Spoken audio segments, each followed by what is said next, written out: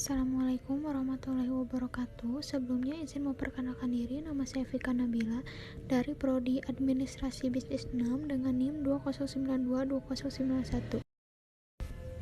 Di sini saya akan menyampaikan materi tentang Islam dan kesetaraan gender. Teman-teman tahu nggak sih apa itu gender?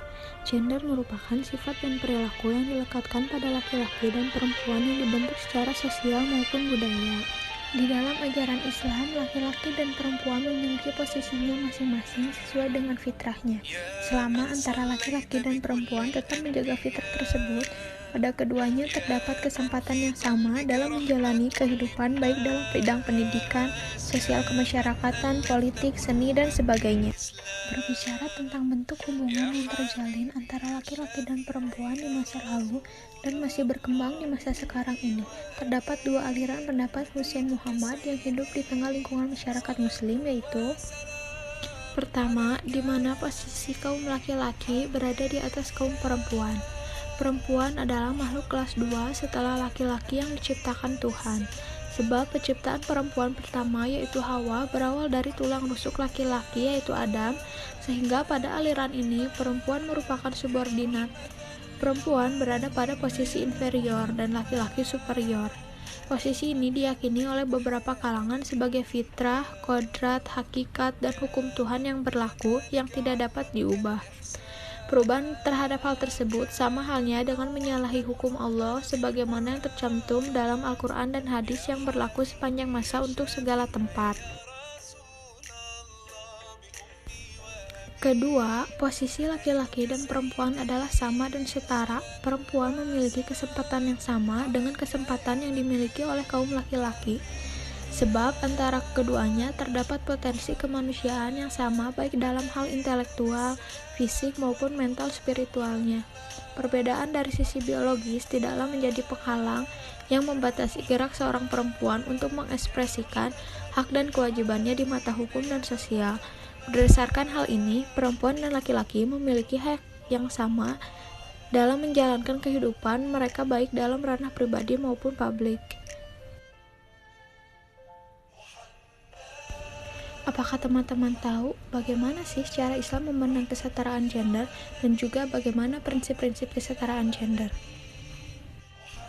Nah, jadi cara Islam memandang kesetaraan gender yaitu dengan kesetaraan sempurna laki-laki dan perempuan di dalam Islam. Sebagai manusia, perempuan punya persamaan sempurna dengan laki-laki. Sama-sama bisa beristiqomah karena kebajikan tidak berjenis kelamin dan juga kejahatan tidak berjenis kelamin. Setara dalam independen, dalam mempertanggungjawabkan perbuatannya, sama-sama mendapatkan pendidikan, setara dalam kewajiban menuntut ilmu, baik yang berupa fardu ain dan fardu kifayah, sama-sama diwajibkan terlibat aktif dalam dakwah, dan juga setara dalam melakukan transaksi secara mandiri. Seperti yang disebutkan dalam surat An-Nisa ayat 32 yang artinya, dan janganlah kalian iri hati terhadap apa yang dikaruniakan Allah kepada sebagian kalian lebih banyak dari sebagian yang lain. Karena bagi orang laki-laki ada bagian dari apa yang mereka usahakan, dan bagi para wanita pun ada bagian dari apa yang mereka usahakan. Dan mohonlah kepada Allah sebagai dari karunia-Nya. Sesungguhnya Allah Maha mengetahui segala sesuatu. Lalu selanjutnya ada prinsip-prinsip kesetaraan gender. Yang pertama, laki-laki dan perempuan sama-sama hamba. Salah satu tujuan penciptaan manusia adalah untuk menyembah Tuhan, sebagaimana disebutkan dalam Quran Surat Al-Zariyat ayat 56. Kedua, laki-laki dan perempuan sebagai khalifah di bumi. Maksud dan tujuan penciptaan manusia di muka bumi ini adalah di samping untuk menjadi hamba yang tunduk dan patuh serta mengabdi kepada Allah Subhanahu wa taala, juga untuk menjadi khalifah di bumi. Kapasitas manusia sebagai khalifah di bumi ditegaskan dalam Quran surat Al-An'am ayat 165. Yang terakhir, laki-laki dan perempuan menerima perjanjian primordial.